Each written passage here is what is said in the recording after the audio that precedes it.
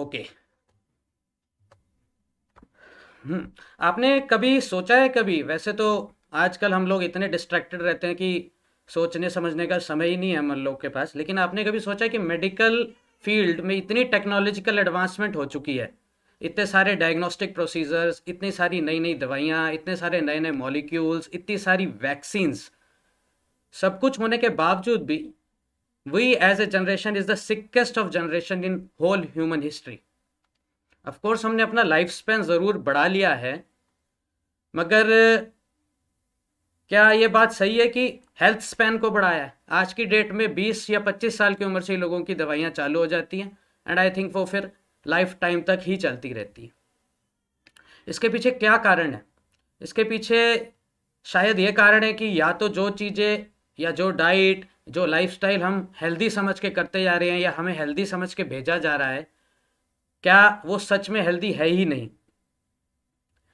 Common example हम दें, Covid के टाइम कितनी वंडर ड्रग की तरह लॉन्च की गई रेमडेसिविर, और बाद में उसको बोल दिया गया कि ये इसके बहुत सारे साइड इफ़ेक्ट्स हैं और इसको हमें डिसकंटिन्यू कर देना चाहिए। And let's take a very common example. आज की डेट में सब लोग बोलते हैं इंडियंस को प्रोटीन्स की बहुत कमी है, और बिना प्रोटीन खाए हम कभी भी, मतलब बिना ये एडिटिव से जो है फूड एडिटिव्स या फूड सप्लीमेंट्स के बिना हम लोग जो है बिल्कुल कुछ कर ही नहीं सकते। और इसी को बेचने के लिए इतनी सारी फॉरेन कंपनीज हमारे पास अब आ गई हैं कि जिनके नाम लेना भी, जो कहती हैं हर्ब इज़ लाइफ, या फिर मोदी का केयर, या फिर आई एम द वे। ठीक है। और अब we will analyse the situation and the myths in this whole scenario, कि हमें सही में वो प्रोटीन एडिटिव्स लेने हैं या नहीं लेने। Before beginning, I should introduce myself. I am Dr. Jayant Sharma, father of two beautiful angels, a practicing homeopathic physician, an aspiring fighter pilot aspirant. I am practicing homeopathy since last 15 years and have treated many COVID patients during the COVID war. As a hobby, I am an ultra marathon and have participated in two of the world's highest ultra marathons. One is 122 kilometer Silk Route Ultra, and also the other is Khardungla Challenge. I am a lifestyle implementer, and हमने आदर्श homeopathy clinic में प्रोत्साहन programme का गठन इसीलिए किया, इसकी formulation इसीलिए की है ताकि हम लोग इन सब हेल्थ मिथ्स को हटा सकें और ज़्यादा से ज़्यादा लोगों को एक हेल्दी लाइफस्टाइल बिना मेडिसिन के जीना सिखा सकें।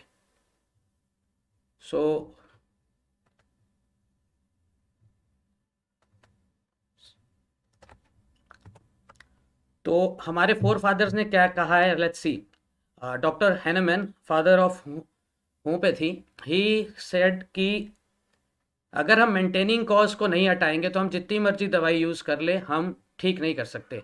तो हम मेंटेनिंग कॉज को हटाते नहीं हैं। आजकल हमारा और पेशेंट्स का भी यही रहता है कि हम फटाफट एक गोली खाएं और ठीक हो जाएं, जो I think is not A correct approach. Father of modern medicine, जिसको आप आज के नाम एलोपैथी के नाम से जानते हैं, इनके फादर सर विलियम ऑसलर, इनका मानना था कि फिजिशियन को सबसे पहले यही ड्यूटी होनी चाहिए कि वो पेशेंट्स को बोले कि किस तरह से जिया जाए बिना दवाई लिए।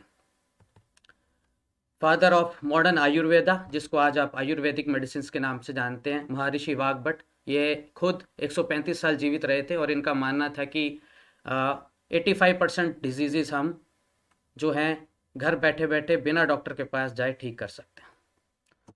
तो let's begin. Before beginning towards disease part, हमें पहले ये समझना है कि हेल्थ एक्चुअली है क्या। हेल्थ कोई स्टेट नहीं है, हेल्थ एक कंटिन्यूम है। मतलब कि आज अगर आप हेल्दी हैं तो कल अनहेल्दी भी हो सकते हैं, और आज अनहेल्दी हैं तो कल हम हेल्दी भी हो सकते हैं, प्रोवाइडेड हम इस कंटिन्यूस स्पेक्ट्रम को समझें। इस स्पेक्ट्रम में टुवर्ड्स द राइट साइड आप देखेंगे, रेड पार्ट में ये है डेथ और डिजीज़, जहाँ हमें डायग्नोस हो जाता है। और मोस्टली आज का जो हेल्थ केयर सिस्टम है वो इस रेड पार्ट पे ही फोकस करता है। दैट्स वाई आई ऑलवेज से कि हम जो है सिक केयर प्रोवाइड कर रहे हैं, हेल्थ केयर प्रोवाइड नहीं कर रहे हैं। और ज़्यादातर हम लोग डॉक्टर्स को अप्रोच करते हैं, दवाइयों का शुरुआत करते हैं जब हम इस लाइन के इस तरफ, यानी इस ऑरेंज रेड जोन में आ जाते हैं। और इसी स्पेक्ट्रम के एक्सट्रीम लेफ्ट में ग्रीन जोन में वो एरिया हैं, वो लोग हैं जो जिन लोगों को हम शायद हेल्थ के लिए आइडलाइज करते हैं, जो बिना दवाइयों के जी रहे हैं, एक अपनी पूरे हेल्थ को, अपनी कॉलिंग को, अपने कर्म को, अपनी बॉडी को एक इंस्ट्रूमेंट की तरह यूज़ कर रहे हैं, जो अपने कर्म की तरफ, अपने कामों की तरफ, जो भी उनका लाइफ गोल है उसको अचीव कर रहे हैं। इसमें आप कोई भी जिनको आप हेल्थ के लिए आइडलाइज करते हैं, there are many sports person, many people you can idolise them, Milind Soman, Virat Kohli, जोकोविच, John Abraham, etcetera etcetera, you can name any.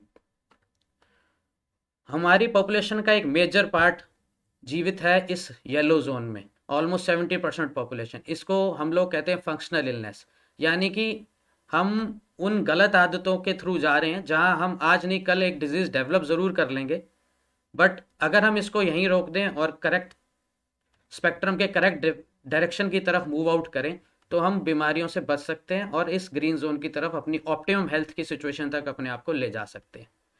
और हमारी मेडिसिन पार्ट को इस फंक्शनल इलनेस पे ही फोकस करना चाहिए, हम डॉक्टर्स को, हम पेशेंट्स को। और इसी के फंक्शनल इलनेस को कम करने के लिए आपको इस येलो से ग्रीन जोन की तरफ जाने के लिए ही प्रोत्साहन प्रोग्राम का गठन हुआ है। फैटी लिवर, आज की जो 3 समस्याएं हमने ली हैं, एक्चुअली ये 3 डिफरेंट कंडीशंस नहीं हैं, ये एक ही कंडीशन के 3 डिफरेंट चरण हैं। और आज की डेट में इन तीनों को मैनेज करने के लिए, I am using the word manage not cure, हम इन तीनों समस्याओं को मैनेज करने के लिए रोज़ाना लाखों करोड़ों की दवाइयाँ बेच लेते हैं, खा लेते हैं। और आज की फार्मा लॉबी का सबसे $1 billion business cholesterol, fatty liver और एसिडिटी को कम करने की गोलियां बेचने से है। तो पहले तो हम समझ ले फैटी लिवर में होता क्या है। फैटी लिवर इतना कॉमन है आज की डेट में कि 70% एडल्ट पॉपुलेशन अगर हम दिल्ली में देखें या किसी भी बड़े शहर में, वो फैटी लिवर से ग्रस्त है। बट इसका नाम एक मिसनॉमर है। फैटी लिवर एक्चुअली फैट से नहीं होता, ये ऑफ कोर्स फैट का एक्यूमुलेशन हो जाता है हमारे लिवर में। पहले जब लिवर का एक कैपेसिटी फुल हो जाता है तो फिर यही फैट हमारे ब्लड में कोलेस्ट्रॉल और ट्राइग्लिसराइड के रूप में जाता है। फैटी लिवर के मेन कारण हैं मेटाबॉलिक सिंड्रोम, और ये देखेंगे आप फैटी लिवर के इंसिडेंस में कि ये ज़्यादा वुमेन्स में होता है, जैसे जैसे हमारी एज बढ़ती है तब होता है। और इसके साथ आप देखेंगे कि वेस्टर्न पॉपुलेशन, हमारे देश के वेस्टर्न और ईस्टर्न पॉपुलेशन में उतना नहीं है जितना हमारी नॉर्दर्न इंडिया की स्टेट्स में है। ऐसा क्यों है, इसके बारे में अभी हम एनालिसिस करेंगे। मेन रीज़न लिवर डिजीज़ के पीछे है, फैटी लिवर के पीछे मेटाबॉलिक सिंड्रोम। मेटाबॉलिक सिंड्रोम का मतलब है ऐसी कंडीशन हमारी बॉडी में जिसमें इंसुलिन का लेवल हाई रहता है, कार्बोहाइड्रेट्स हमारी बॉडी में रिफाइंड रूप में घूमते रहते हैं और हमारा ग्लूकोज लेवल भी बढ़ा रहता है। और नई रिसर्चेस के हिसाब से और जिस तरह से उसको कोरिलेट किया जा रहा है क्लिनिकली, ये देखा जा रहा है कि metabolic syndrome and insulin resistance is one of the major causes behind all diseases including cancer। जैसे मैंने बताया फैटी लिवर फैट खाने से नहीं होता और ना हम फैट को कम करके अपनी डाइट में से इसको ठीक कर सकते। ये एक्चुअली एक अनहेल्दी डाइट का ही एक पार्ट है जिसमें हम अपने आप को एक्सेसिव शुगर देते हैं।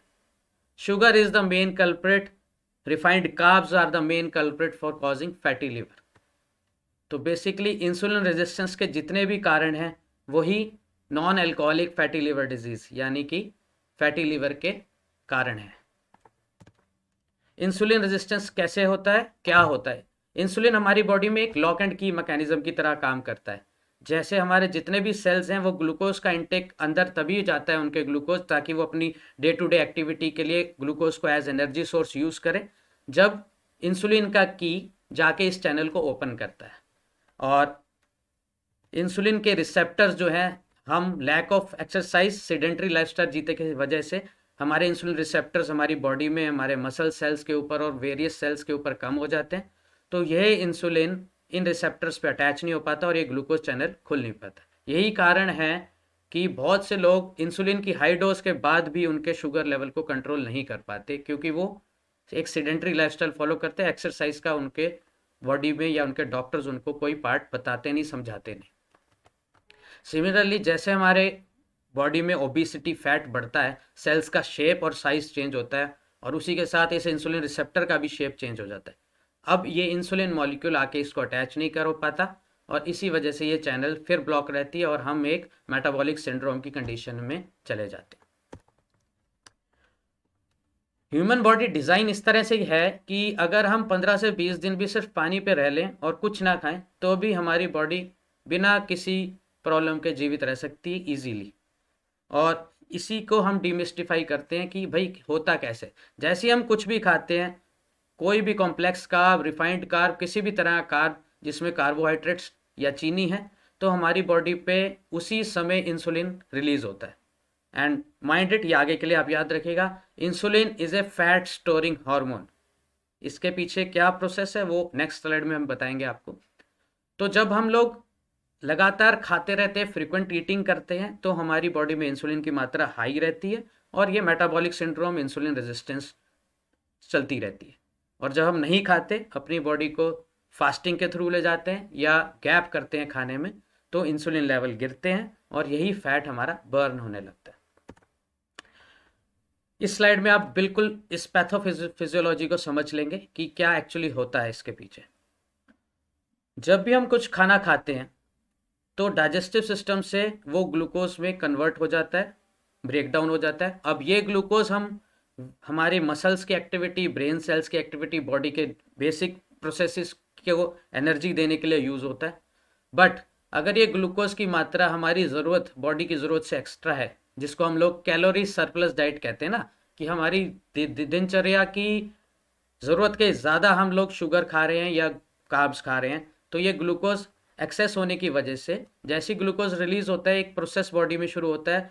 पैंक्रियाज इंसुलिन सेक्रीट करते हैं और ये इंसुलिन ग्लाइकोजन यानी ग्लाइकोजेनेसिस का एक प्रोसेस है, जो एक्स्ट्रा ग्लूकोज है उसको फैट के रूप में कन्वर्ट करके लेवर पे जमा कर देता है इंसुलिन। और इसी को सालों दर सालों, महीनों दर महीनों होने से हमारा फैटी लिवर हो जाता है। और क्योंकि बॉडी परफेक्ट है, अपने लीवर को बचाना चाहती है, तो थोड़ा ग्लूकोज वो फैट के रूप में हमारे स्किन के नीचे भेज देता है, जिसको हम लोग ओबेसिटी का नाम देते हैं। और यही पैंक्रियाज एक और हार्मोन सेक्रीट करते हैं जिसको ग्लूकागन कहते हैं। ये तब सेक्रीट होता है जब हमें यहाँ से ग्लूकोज नहीं मिलता और बॉडी की नीड कंप्लीट नहीं हो रही होती। तो ये ग्लूकागन ग्लूकोनियोजेनेसिस नाम के प्रोसेस को शुरू करता है, जिसमें जो स्टोर्ड फैट है लिवर में, इसको हम शुगर में, ग्लूकोज में कन्वर्ट कर देते हैं और बॉडी इसको फिर अपने वेरियस प्रोसेसेस के लिए यूज़ कर लेती है।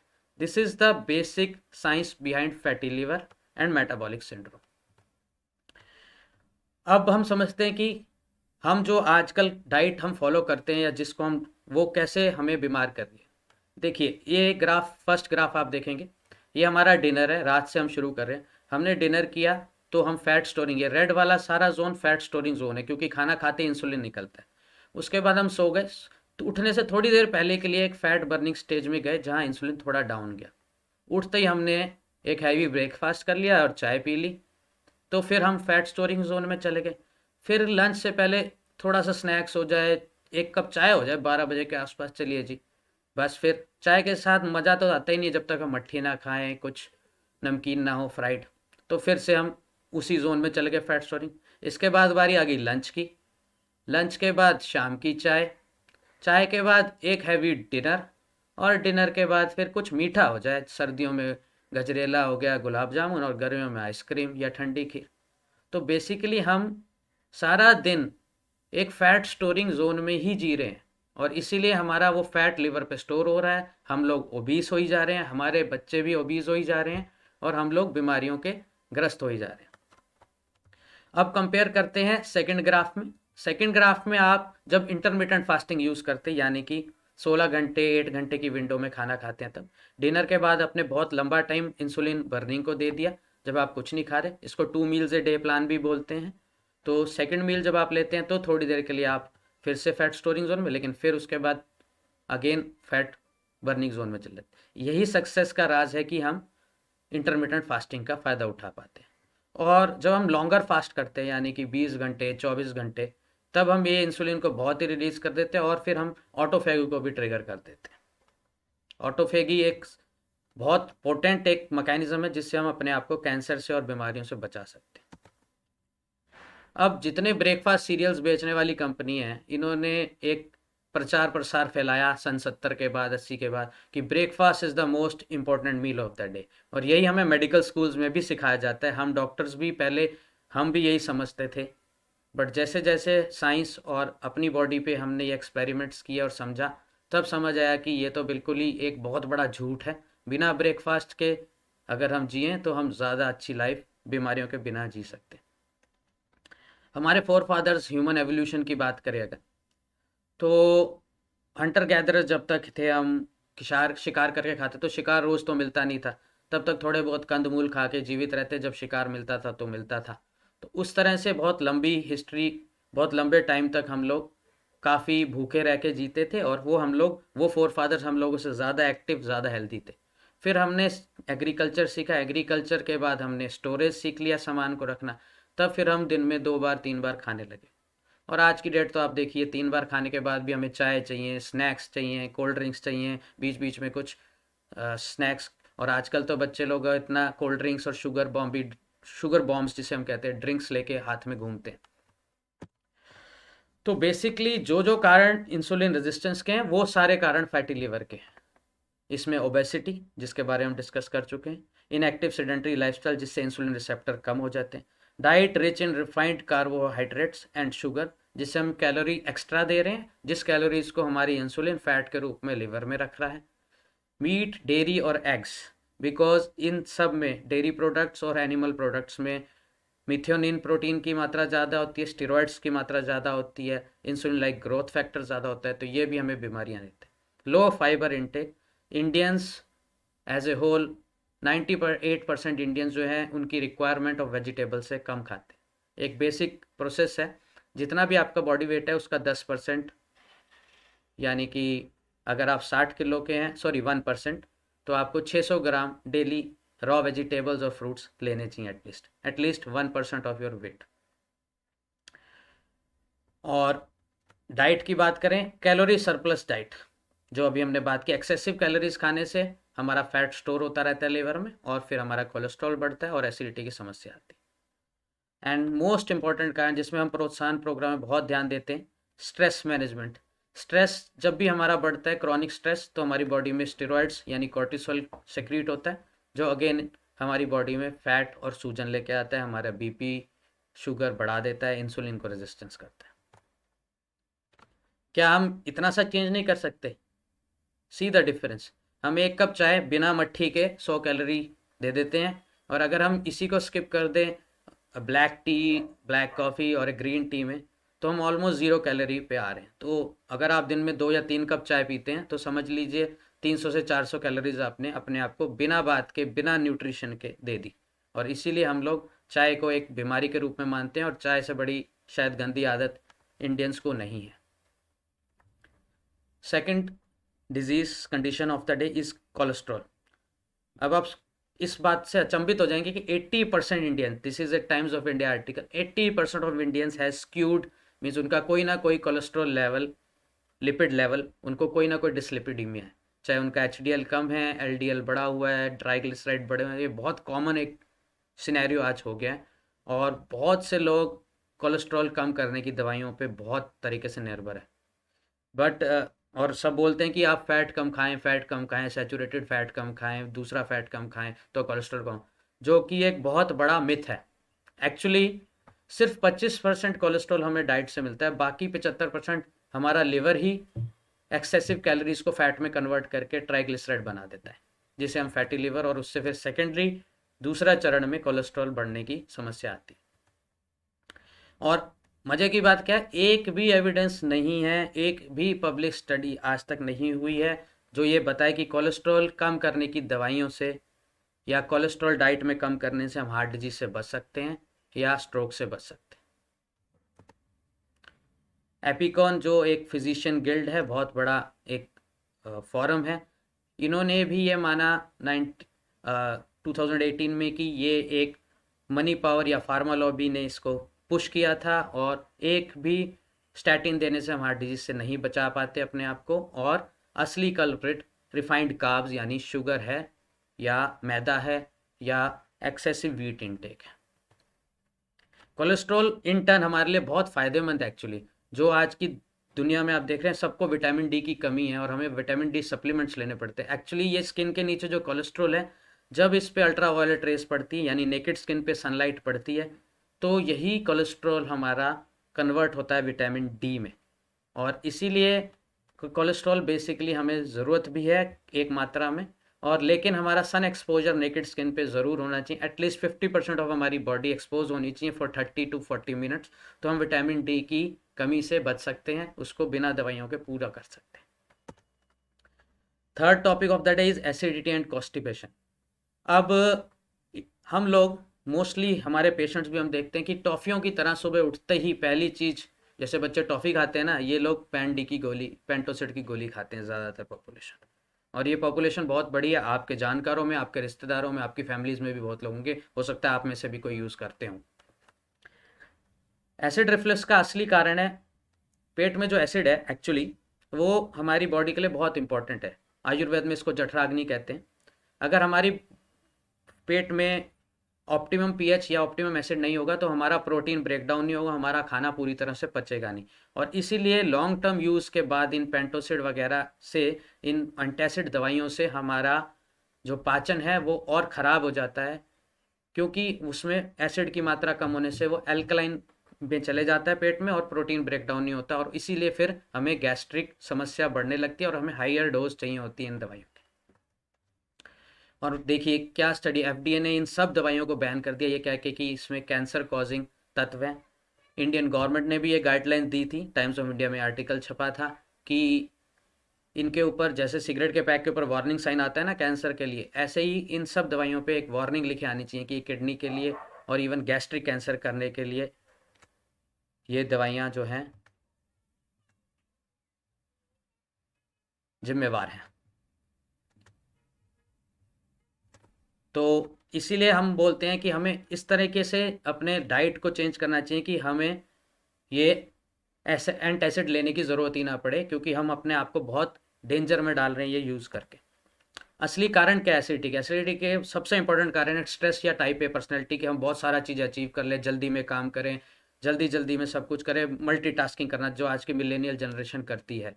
और इससे क्या होता है, हमारे H+ एसिड सेक्रीटिंग ग्लैंड ज़्यादा एसिड सेक्रीट करते हैं। स्मोकिंग, एक ही टाइम पे ज़्यादा हैवी मील खाना, खाते ही सो जाना, लेट जाना, उससे क्या होता है कि जो हमारा वॉल्व है यहाँ पे, जिसको हम हाइटस हर्निया भी बोलते हैं, यहाँ पे एक वॉल्व है जिस वन साइडेड वॉल्व है जो स्फिंक्टर है, इससे हमारा एसिड फूड पाइप में आ जाता है और फिर हमें जलन और एसिडिटी वाली समस्या पैदा होती है।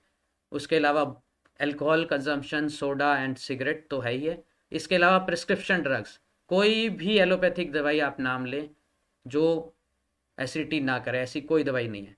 सिंपल पैरासीटामोल से लेके सभी antibiotics, prescription drugs, anti inflammatory drugs, pain killer, सब के रेगुलर यूज से हमें एसिडिटी होती है। और खाने के बाद मिल्क, कॉफ़ी या चाय का इस्तेमाल करना, तरल पदार्थ का इस्तेमाल करना और फिर लेट जाना, ये भी एक बहुत बड़ी समस्या है जो एसिडिटी प्रोड्यूस करती है। तो एसिडिटी के कारण को ठीक करने में एक बहुत मेजर स्टेप ये भी है कि जल्दी में खाना खाना, खाने को गल्प कर जाना। हमारा जो मुंह है उसमें सलाइवा सेक्रेट होता है और 80% कार्बोहाइड्रेट डाइजेशन हमारे मुंह में ही हो जाएगी अगर हम इनफ चबा के खाएं। तो हमें माइंडफुली 15 से 20 मिनट दे के एटलीस्ट 20 से 30 बार अपने खाने को चबा के फिर इंजेस्ट करना चाहिए। उससे एक तो हमारे खाने का सरफेस एरिया बढ़ जाता है, तो पेट में जाने के बाद जो डाइजेस्टिव जूसेस हैं, जिसको हम लोग पेप्सिन, रेनिन एट्सेट्रा, जो भी एंजाइम्स हैं हमारे पेट में, उनको ज़्यादा एरिया मिल जाता है और वो इजीली डाइजेस्ट होता है। उससे हमारे पेट पे और इंटेस्टाइन में जोर कम पड़ता है डाइजेशन पे। दूसरा, हमारे मुंह में जो सलाइवा का पीएच है वो अल्कलाइन होता है। तो जब ये अल्कलाइन पीएच खाने से मिक्स होगा अच्छी तरह से, तो जो पेट में एक्सेसिव एसिड है उसको ये न्यूट्रलाइज कर सकता है। तो अगर हम माइंडफुली चबा के आराम से खाएं तो हमारी डाइजेशन ईजी हो जाएगी, डाइजेस्टिव ऑर्गन्स पे जोर नहीं पड़ेगा, लिवर पे जोर नहीं पड़ेगा। अब बात करते हैं सॉल्यूशंस की। प्रॉब्लम तो हमने समझ ली। एक्चुअली रियल रिवर्सल तब शुरू होगा जब हम दवाइयों से बच जाएं, डॉक्टरों से बच जाएं और फिर भिन्न एक हेल्दी लाइफस्टाइल जिएं जिसमें हम खुश रहें, खुशहाल रहें। जिस तरह से एक पौधे को ग्रो करने के लिए 3 बेसिक रिक्वायरमेंट होती है, वाटर, सनशाइन एंड एक अच्छी न्यूट्रिशियस सॉइल, उसी तरह के ह्यूमंस के लिए भी बेसिकली 3 एस्पेक्ट्स हैं, chemical aspect, structural aspect and emotional aspect. इसके हमें ये जो ग्रीन जोन आप देख रहे हैं, जो ऊपर की तरफ ग्रीन एस्पेक्ट्स हैं, जितना हम इस ग्रीन जोन में रहेंगे उतने ही हम बीमारियों से बचे रहेंगे, हेल्थ से दूर रहेंगे। अब हम इस एक एक एस्पेक्ट को इलेबोरेट करेंगे, समझेंगे कि इससे हम कैसे बच सकते हैं। सबसे पहले आता है डाइट, केमिकल एस्पेक्ट। जिस डाइट जो है होलसम डाइट होनी चाहिए, इसी से हमारा बेसिक रॉ मटेरियल मिलता है जिससे हमारी बॉडी फंक्शन करती है। बट आज की डेट में स्टैंडर्ड अमेरिकन और इंडियन डाइट भी सेम ही है। हमें जितनी कैलोरीज चाहिए, मान लो 2000 कैलोरीज चाहिए बेसिकली इंडियंस को, अगर आपका काम बहुत स्ट्रेनस नहीं है, आप एक्सरसाइज नहीं करते हो रेगुलर, तो और इस कैलोरीज में मेजर पार्ट 70% ऑफ पार्ट हमारा अनाज यानी गेहूं, मिल्क प्रोडक्ट्स यानी डेयरी प्रोडक्ट और शुगर से आता है। आप अपनी डाइट को भी एनालाइज करेंगे तो ऐसे ही होगा। इससे होता क्या है कि हमारे पास सब्जियों की, न्यूट्रिशियस दालों की और बाकी मिलेट्स, स्प्राउट्स वगैरह खाने की गुंजाइश कम हो जाती है, क्योंकि हम अपना पेट 80% तक तो इन्हीं चीज़ों से भर दिया जिसमें कोई न्यूट्रिशन नहीं है, बल्कि हमें इंसुलिन रेजिस्टेंस की तरफ ढकेलता है। तो एक्चुअली डाइट का जो पिरामिड होना चाहिए, ये होना चाहिए कि हमें हमारी प्लांट बेस्ड होल डाइट होनी है और ज़्यादातर रॉ, कम से कम 1% ऑफ हमारा बॉडी वेट रॉ होना चाहिए। हमें अपनी ज़िंदगी में से सफ़ेद रंग को मिनिमाइज़ कर देना चाहिए, यानी कि शुगर, सॉल्ट एंड वीट, और रंगीन वेजिटेबल्स खाएंगे तो हमारी ज़िंदगी भी रंगीन होगी। Dairy products, eggs and meat से दूर हो जाना चाहिए, जितना दूर होंगे उतना अच्छा है, बिकॉज ये केमिकली रिलेटेड, इंडस्ट्रियल फार्म्ड, और इसमें बहुत सारे स्टेरॉयड एंड केमिकल्स हमें मिलते हैं। और कैलोरी डेंस फूड तो ये होता ही होता है। पैकेज्ड एंड प्रोसेसिंग फूड को कम कर देना चाहिए, माइंडफुल ईटिंग करना चाहिए और चबा के आराम से उसको खाना चाहिए। इंटरमीडिएट फास्टिंग का ज़रूर यूज़ करना चाहिए, ताकि हम लिवर को एक प्रोसेस जिसे कहते हैं ग्लूकोनियोजेनेसिस को हम ट्रिगर कर पाएँ, ताकि हमारा जो स्टोर्ड फैट है वो शुगर में कन्वर्ट होकर हमारी बॉडी यूज़ करे।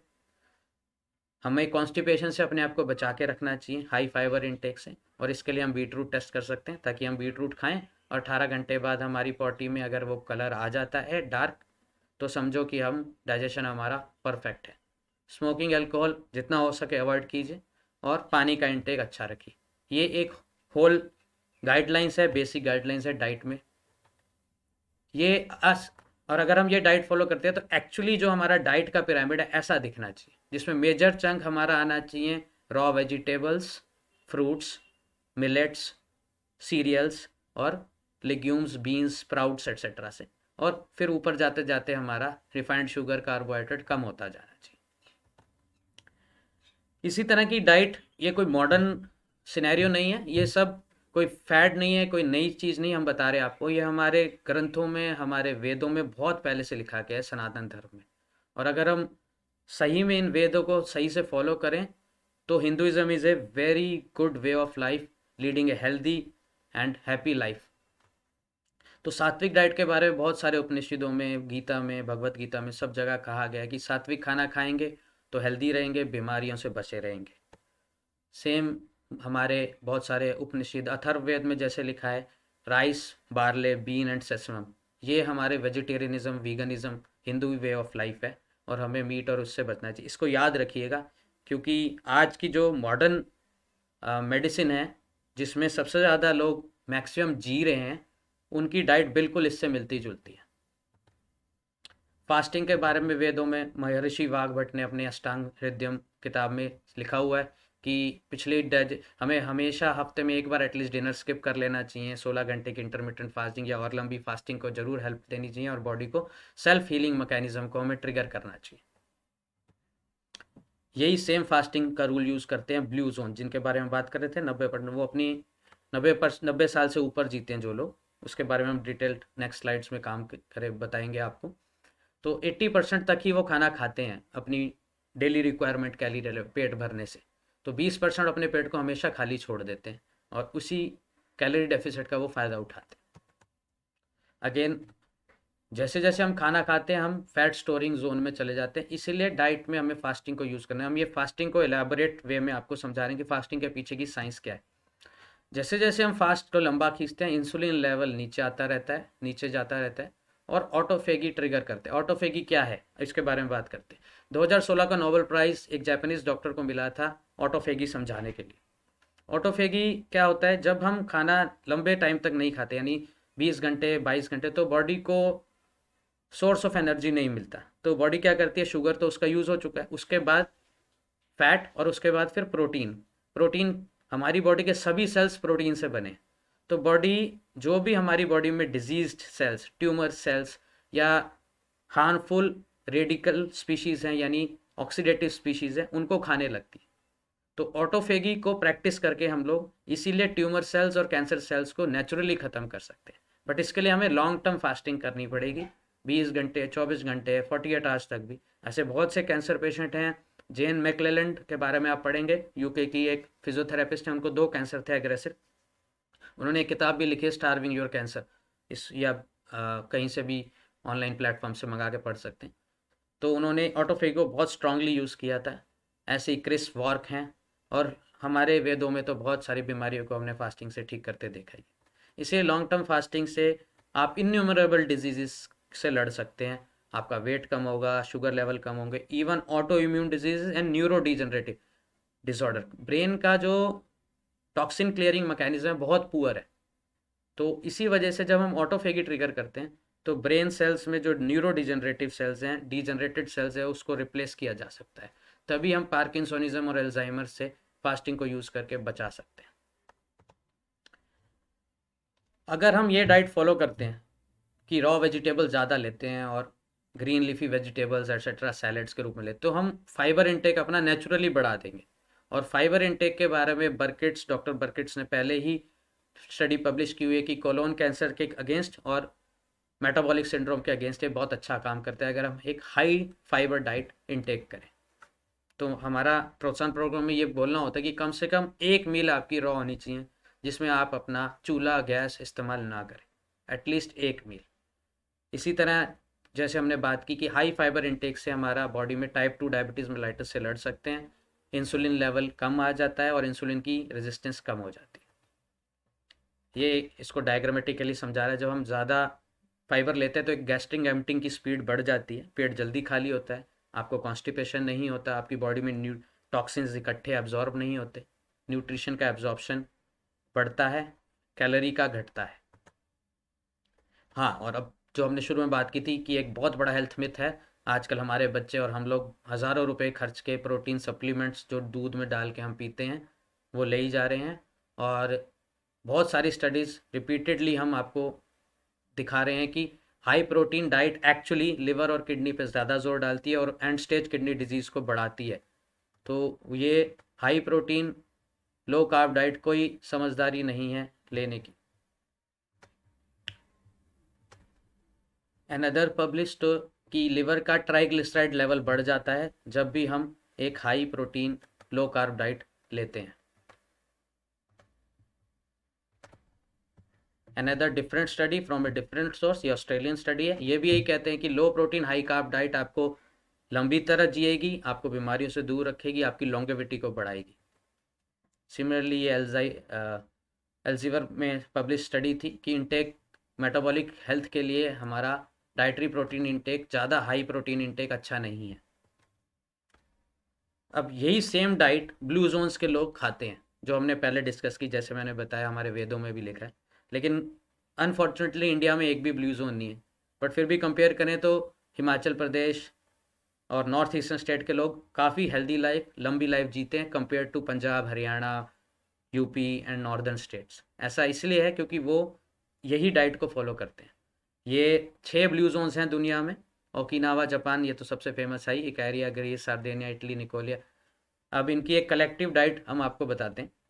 बेसिकली 95% की डाइट प्लांट बेस्ड होती है, 5% एनिमल बेस्ड है, वो भी कुछ ही पॉपुलेशन में फिश खाते हैं ये ओकिनावंस, अदरवाइज नहीं। और इसमें से भी 70% डाइट इनकी कार्ब्स पे बेस्ड हैं, 20% फैट्स हैं, गुड प्लांट बेस्ड फैट लेते हैं जैसे नट बटर्स, नट्स, एवोकाडो एट्सेट्रा, नारियल।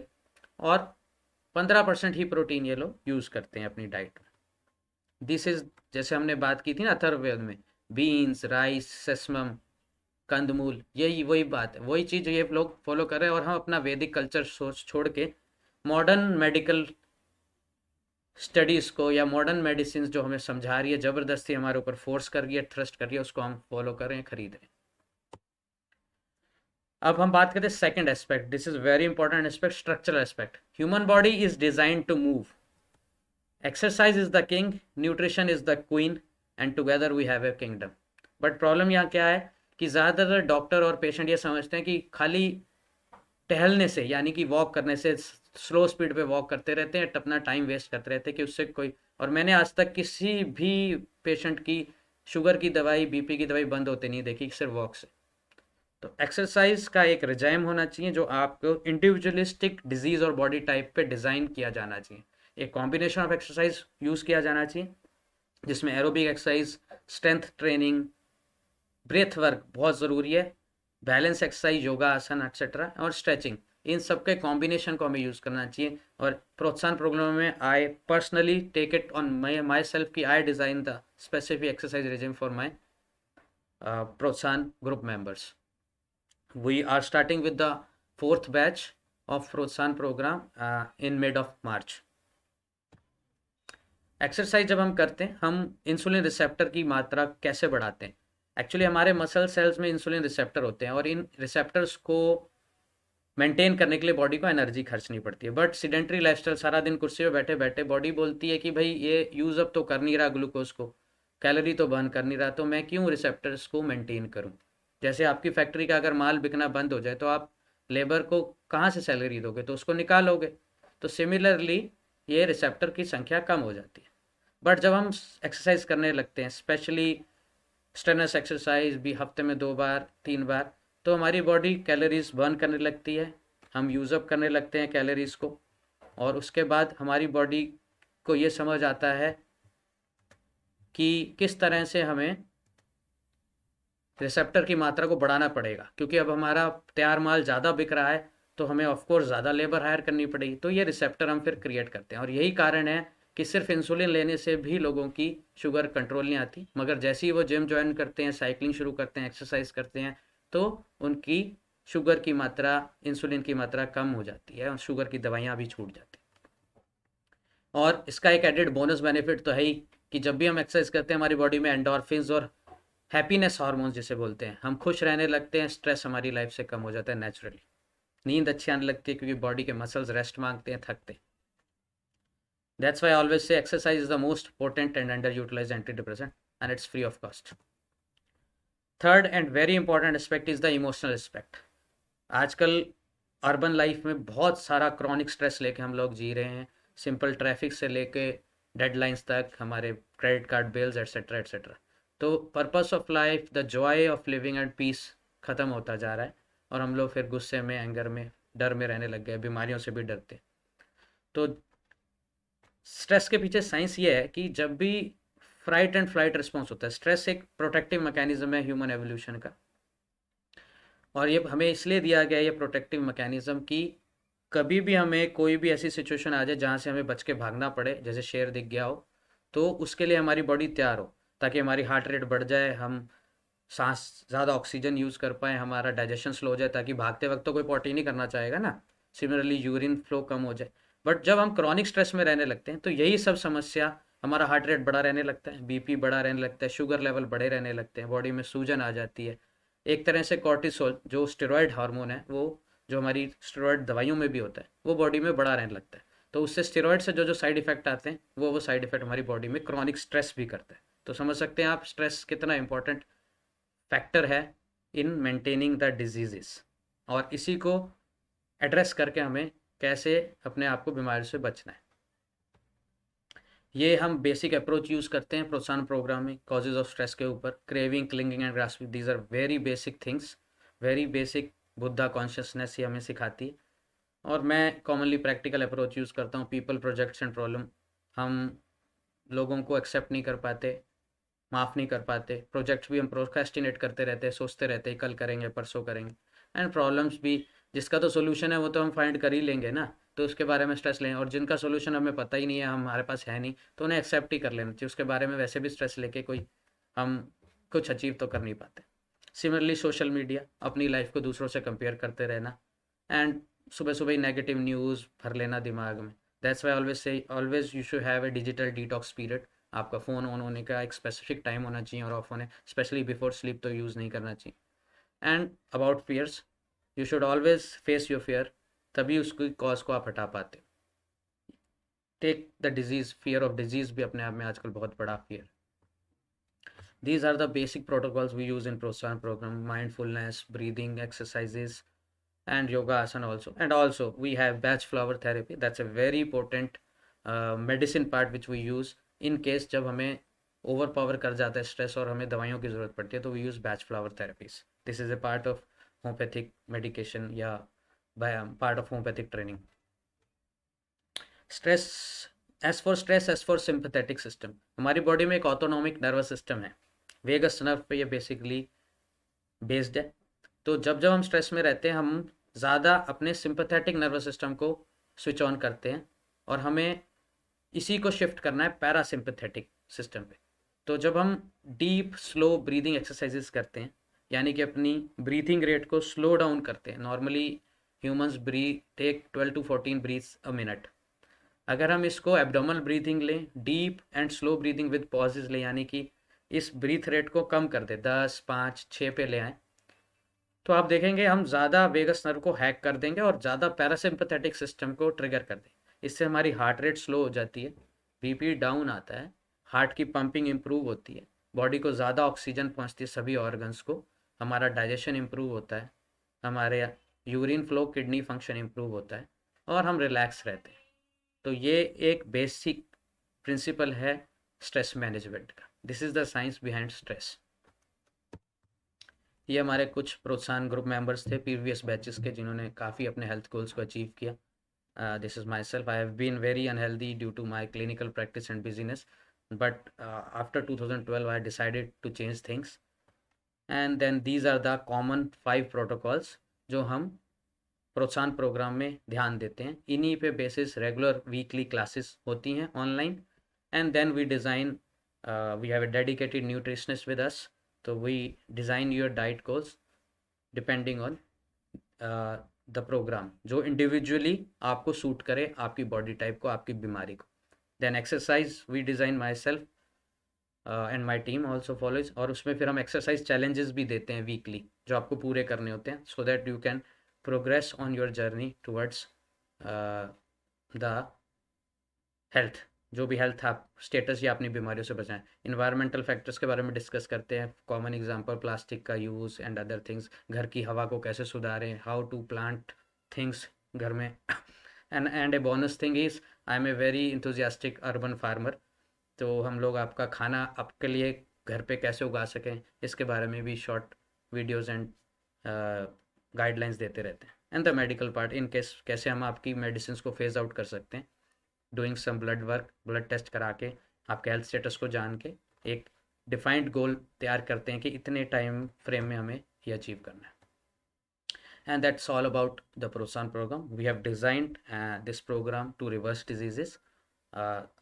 हम फ्री सोर्स वेबिनार्स करते रहते हैं, वीडियोस डालते रहते हैं यूट्यूब चैनल पे, और वो डालते रहेंगे। मगर इन केस आपको लगता है कभी भी कि आपको हमारी हेल्प की ज़रूरत है, you can always join us for our program. Of course you have to take the action right now, आज ही शुरू करना पड़ेगा, समझना पड़ेगा। Every human being is the author of his own health and disease.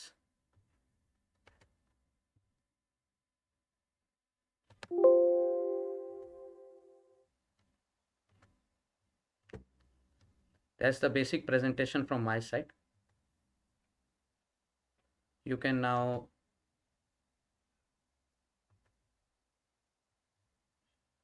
I'm turning your microphones on. You can now proceed to ask any doubt, share any feedback with us.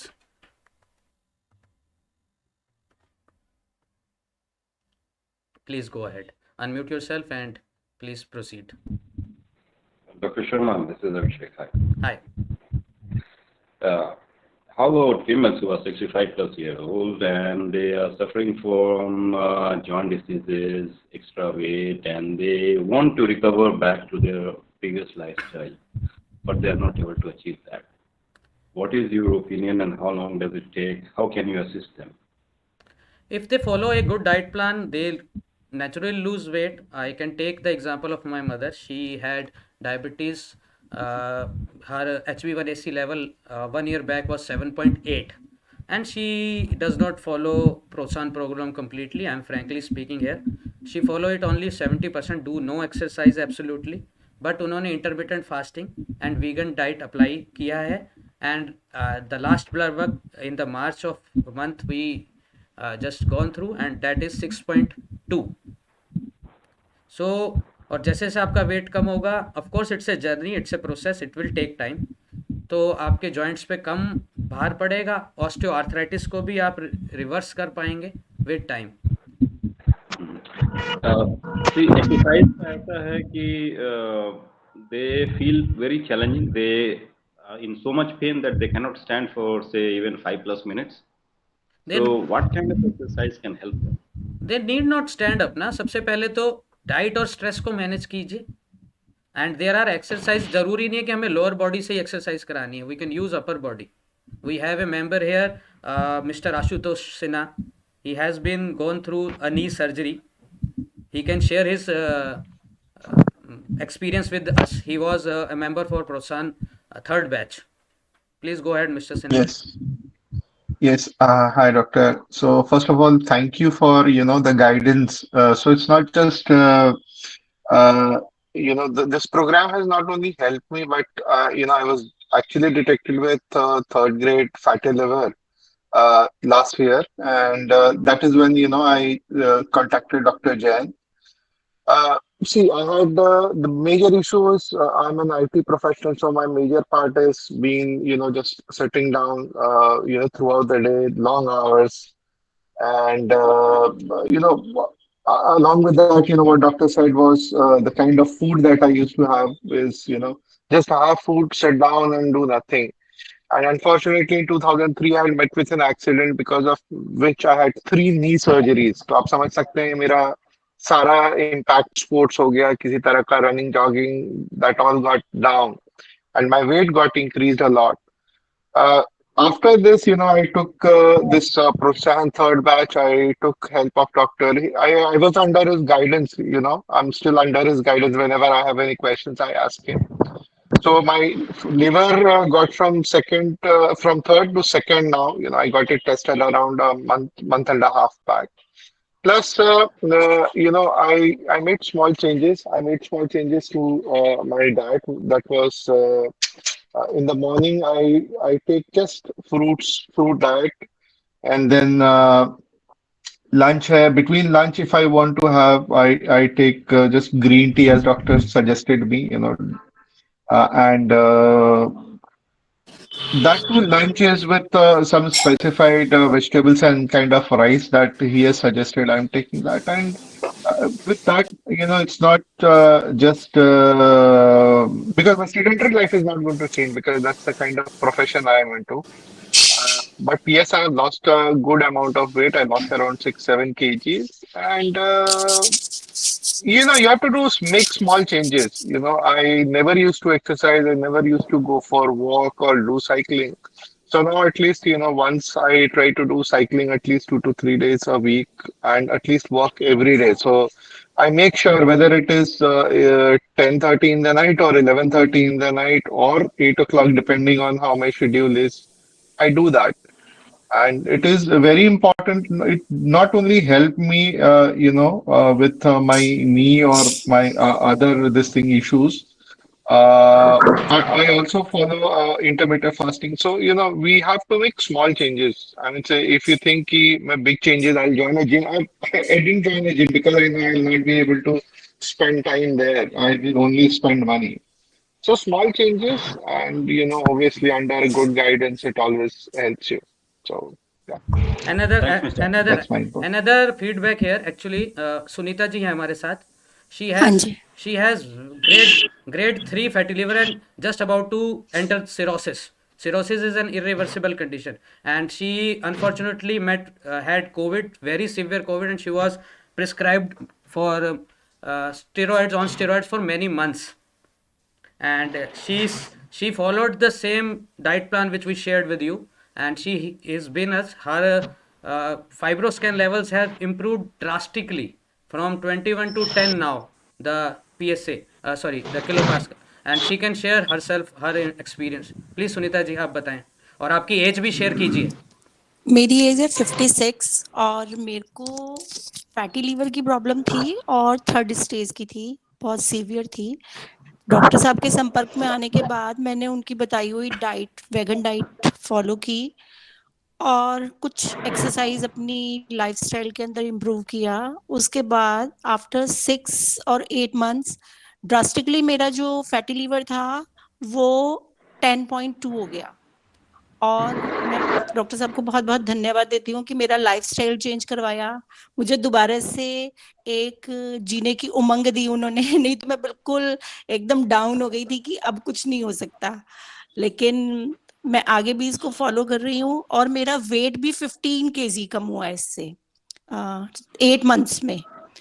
तो बहुत बहुत धन्यवाद डॉक्टर साहब। Most welcome जी। आपने हम तो, मुझे हमारी तो ड्यूटी है, हमने इसी को अब मिशन बना लिया है कि हाँ सिर्फ जी सिर्फ दवाइयों पे ही हम आपको डाल दें, ऐसा नहीं होना चाहिए ना। नहीं, बस बिल्कुल आगे अभी मुझे शुगर की थोड़ी प्रॉब्लम है, वो भी डॉक्टर साहब के साथ डिस्कस करके मैं उसको भी खत्म करने की कोशिश करूंगी। बिल्कुल, मोस्ट वेलकम, धन्यवाद। मोस्ट। मैं पूछूं सर? हाँ जी please. Sir, I do running for 3 days, that too 5 to 7 kilometers, and I am doing weight training for 4 days. Okay. तो उसमें प्रोटीन मेरे को लेना चाहिए, तो अगर मैं चिकन नहीं लूंगा तो कैसे चलेगा? सर मैं ऑलमोस्ट 15 किलोमीटर रोज ही भागता हूँ, और मेरा मंथली माइलेज रहता है कोई अराउंड 200, 250, 300 किलोमीटर भी मंथ में। और क्योंकि मैं अल्ट्रा मैराथन के लिए, मेरे को शौक है, तो मैं अल्ट्रा मैराथन्स के लिए करता हूँ। और साथ ही साथ मैं अपने घर में ही मैंने जिम बनाया। I do very severe strength and training also. अब प्रॉब्लम ये जो आप बता रहे हैं ना, ये मेरे साथ भी था। मैं 10 साल पहले ये जर्नी पे शुरू हुआ था, तो मेरे जिम वालों ने भी यही बोला। मैंने वो प्रोटीन पाउडर्स तक खरीदे और पिए। फिर मैं बहुत हार्डकोर नॉन वेजिटेरियन था 2 साल पहले तक। मतलब ऑलमोस्ट मैं हफ्ते में सर्दियों में 5 बार फिश खाया करता था। बीइंग ए ब्राह्मण हमारे घर में नहीं यूज़ होता, बट फिर भी। लेकिन मैंने फिर उसके बाद चेंज किए। अब वही 10 किलोमीटर की स्पीड मेरी 50 मिनट पे आ गई, जो पहले 62 मिनट्स पे थी। मैं नाइट्रिक ऑक्साइड, और एक बड़ा मिथ है कि एनिमल में फूड में ही प्रोटीन है, कि प्लांट फूड में प्रोटीन नहीं है क्या? There are so high grade. और अब अगर ऐसा ही होता तो आप और मेरे से तो ज़्यादा एक्सरसाइज विराट कोहली करता है ना। या जोकोविच के बारे में पढ़ेंगे, he is the number 1 seed in tennis right now. तो वो लोग वीगन है हो गए एक्सेक्टली। और जोकोविच को तो इतनी सीवियर एलर्जीज थी कि वो जरा भी डेयरी प्रोडक्ट यूज़ करते हैं उनका सांस फूलने लगता है। He has to withdraw from live matches, US open वगैरह में ऐसा भी उनके साथ हुआ। देन उनके बहुत सारे वीडियोस फ्री सोर्स हैं, आप फॉलो कर सकते हैं उनको। तो ये प्रोटीन का जो ये मिथ है ना, ये बेकार है। आप 2 महीने के लिए ट्राई कीजिए, आप अपना बीट रूट इंटेक बढ़ाए। बीट रूट एक बहुत अच्छा है रनर्स के लिए, बोलते हैं ना, क्यों? क्योंकि उसमें नाइट्रिक ऑक्साइड रिलीज होता है, तो हमारी जो ब्लड वेसल्स हैं वो डायलेट करता है, ब्लड फ्लो को इम्प्रूव करता है, ऑक्सीजन, मसल ऑक्सीजन को। और एक बात और, आप अपनी रिसर्च कीजिएगा, हमारे मसल्स ग्लाइकोजन से बनते हैं रादर देन प्रोटीन। तो ग्लाइकोजन जो है हमें इनफ मिल जाता है कार्ब से, हमारा लिवर खुद ग्लाइकोजन बना लेता है। तो बेसिकली आपको मैक्रोज, और बॉडी को क्या पता प्रोटीन कहाँ से आ रहा है? प्रोटीन तो प्रोटीन है ना, चाहे वो सोयाबीन से आए चाहे वो चिकन से आए। So there was a बस तो it's about the macros. Yeah. what you said about the nitric oxide, that beetroot, yes, definitely that's a very good source. For vegetarians, is there any other thing, or beetroot is the only thing? That was about नहीं, the nitric oxide. all the berries, any berry you name, आंवला से लेके शहतूत तक, and many other, all the colored vegetable जहाँ पे रंग purple मिलेगा आपको, चाहे आपकी कॉमन चौलाई है जिसको हम लोग खाते ही नहीं, मतलब मध्य चौलाई, मध्य हाँ, प्रदेश बिहार बहुत यूज करता है, लाल साग के नाम से आप फेमस है। लाल साग के नाम से हाँ, चौलाई का। और इतनी सिंपल और सस्ती सी चीज है, लोग बोलते हैं वीगन डाइट महंगी है, इतनी सिंपल सस्ती चौलाई है, आप उसको यूज कीजिए गर्मियों में। और सर्दियों में आपके पास पालक है, मलाबार पोइया जिसको हम बोलते हैं, मलाबार स्पिनच। वही करता है। हाँ, पोई का वही करता साग है। इतने फेमस, इतने उसमें नाइट्रेट, और इतना आसान उगाने में। हम घर में मनी प्लांट लगाते हैं सजाने के लिए, पोइया लगाइए, सुंदर भी दिखता है, जब मन करे पत्ता तोड़ो और मुंह में डाल लो। एक एक And sir, your cruciferous vegetables. Yes, Cruciferous of course, vegetables include your cabbage, या your broccolis, broccoli, yes your definitely, cauliflower. So easily available throughout the year. Yes. Very cheap vegetables and a very good source of nitrates. I had two questions. One was about, like you said, about soya. They say that it's not so good for men, but is this That's a correct we case? we will next webinar we are planning for women health also, उसमें phytoestrogen and xenoestrogen दोनों के बारे में बात करेंगे। It's a myth, I take soya almost daily. Okay, yeah, that was the thing that they were saying that with soya, testosterone can get affected it's a because myth, of that. It's a myth. मेरे But को what happened with me that I was doing a running approximately 6 to 8 months back, and then I hurt my left knee. So I underwent some therapies on it. I didn't go for surgery. But the problem is that they say that it could be because my protein intake was less, the doctor said. No, So how do you, most of the injuries usually happens because हम लोग aerobic exercise के साथ strength training करते हैं, हमारे muscles weak होते हैं, तो जॉइंट को अपनी स्पेस में या अपनी उसमें नहीं रख पाते on the exact anatomy that should be. तो अगर आपके मसल जो उस नी को मोड़ने में आपके मसल यूज हो रहे हैं, quadriceps and calf muscles, if they are well trained and they are strong enough, I don't think knee injury होंगी। And that's why runners almost always do strength training along with their this thing. तो इसीलिए वहाँ पे गलती हम लोग करते हैं। तो that's why A guided exercise regime is very necessary. thank you, doctor. मेरे को एक चीज पूछनी थी आपसे कि जैसे आजकल हम सुनते हैं कि ये ग्लूटेन फ्री आटा, मतलब वीट, ग्लूटेन फ्री वीट, ये ज्यादा हेल्दियर है नॉर्मल वीट के मुकाबले, तो वही इज बात, it true? Yes it is true, हम वही बात कर रहे हैं यहाँ पे। ओके। लेकिन ग्लूटेन फ्री आटे पे बहुत सारे पैसे खर्चने की आपको ज़रूरत नहीं है, बहुत सस्ता आटा है।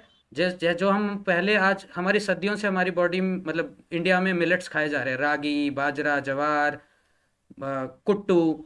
कुट्टू तो आजकल आप वैसे भी यूज़ करते हैं व्रतों में। तो there all these can be use. चौलाई का आटा भी आता है जिसके सील के लड्डू आप बनाते हो। तो there are so many millets you can use. तो इसलिए स्पेशली जाके वीट, एक्चुअली वीट की बात करें तो वीट के पीछे एक थ्योरी है, इट्स ए जीएमओ।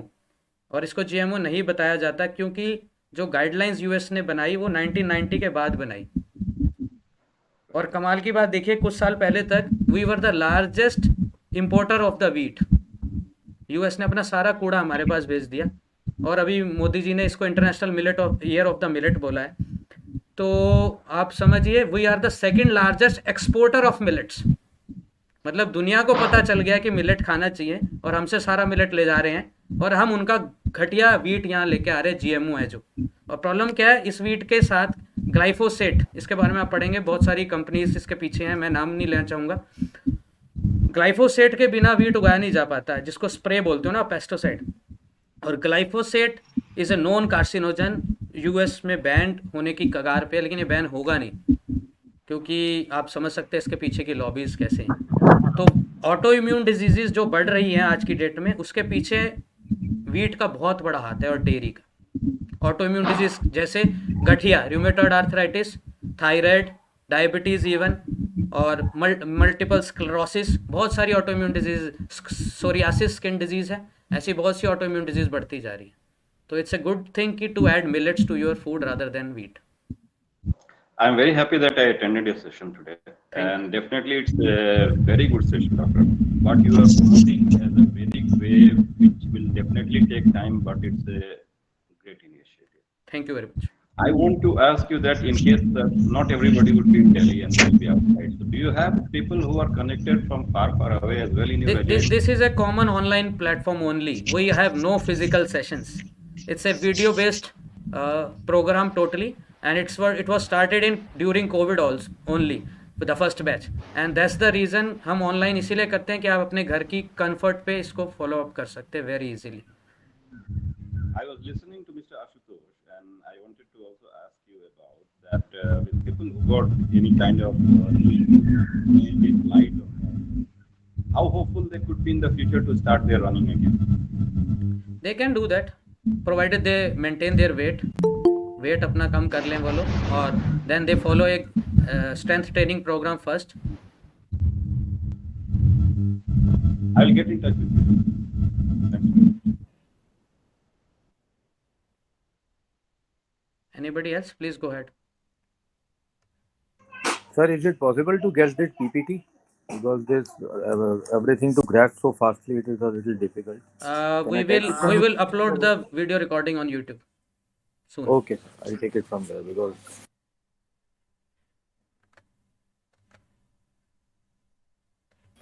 डॉक्टर साहब मॉर्निंग. Morning. एपिलेप्टिक जो होते हैं उनके लिए भी ये इंटरमीडिएट इज एडवाइजेबल. डेफिनेटली. और आप इसकी हिस्ट्री पढ़ेंगे एपिलेप्टिक की, तो there is a famous Hollywood director जिनके बेटों को था, तो a vegan keto diet is very much advised for that.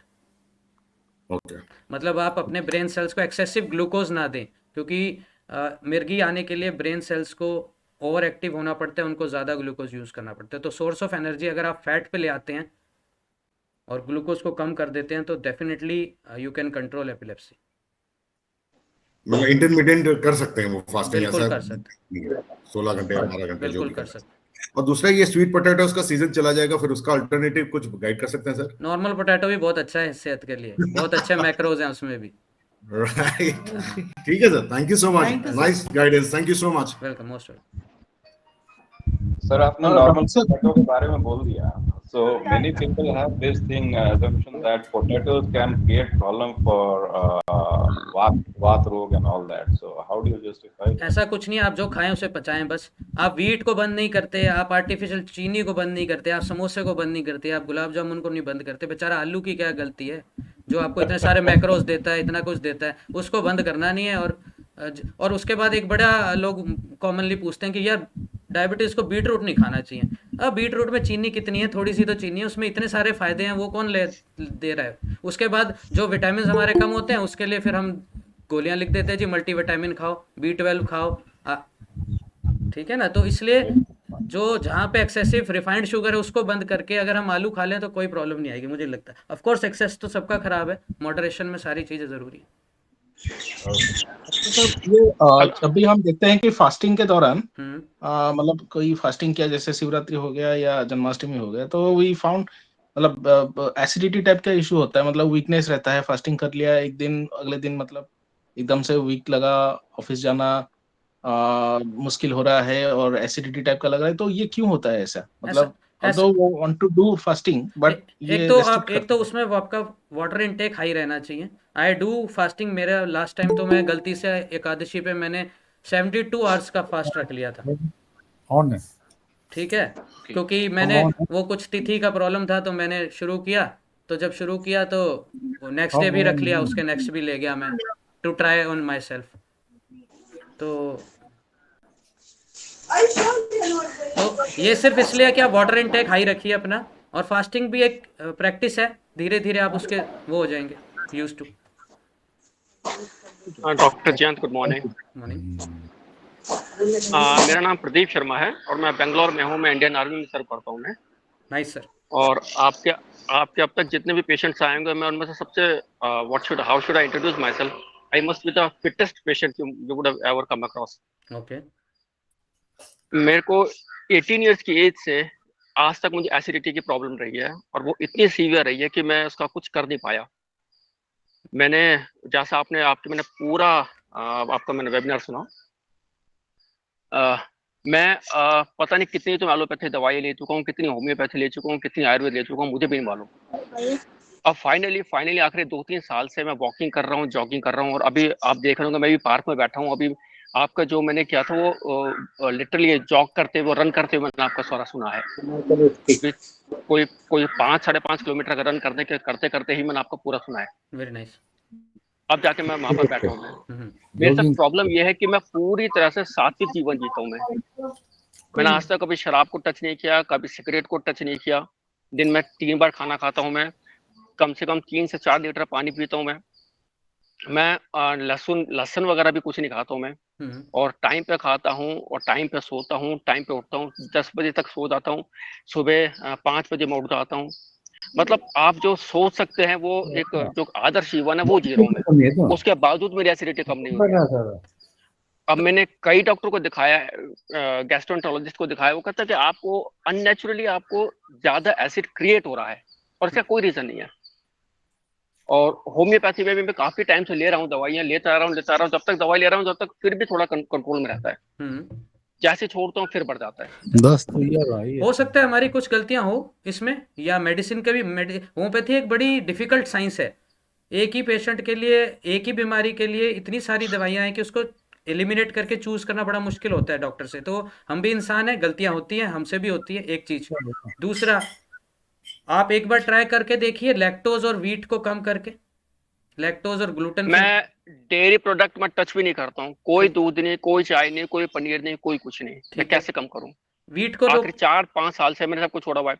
Wheat में मल्टीग्रेन लेता हूँ मैं, जिसमें 20 से 30% वीट होता है, बाकी सब अलग अलग होते हैं, ग्रेन्स होते हैं। और ब्रेथ वर्क जरूर ट्राई करिए, डीप स्लो ब्रीदिंग करके देखिए, उससे भी हमारे जो एक्सेसिव सेक्रीट हो रहा है ना, जो वो कम हो जाता है, एक्सेसिव सेक्रीशन ऑफ एसिड, क्योंकि स्ट्रेस इज वन इम्पोर्टेंट मैं ढेर योगा किया, आप मतलब आप जो जो सोच सकते हैं वो सब कुछ किया, और वो कर भी रहा हूँ मैं। ऐसे नहीं कि मैंने कुछ करके छोड़ दिया है। तो फिर मेरा आपकी डिजीज को फिर हमें मेडिकली मैनेज करना पड़ सकता है।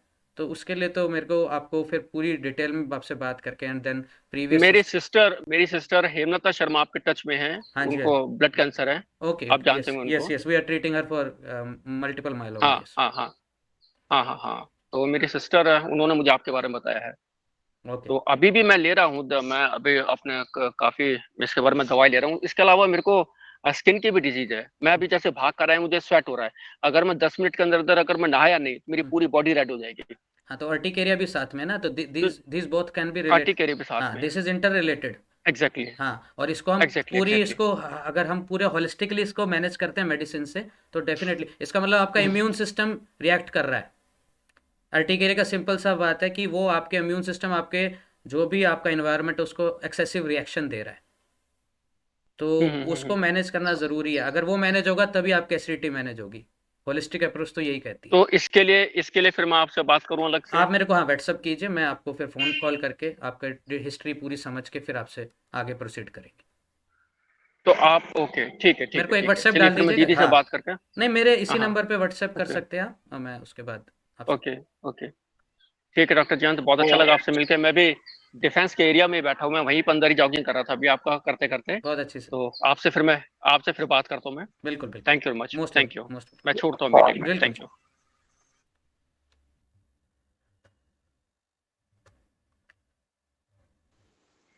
डॉक्टर साहब, मैं ए.के. मिश्रा बोल रहा हूँ।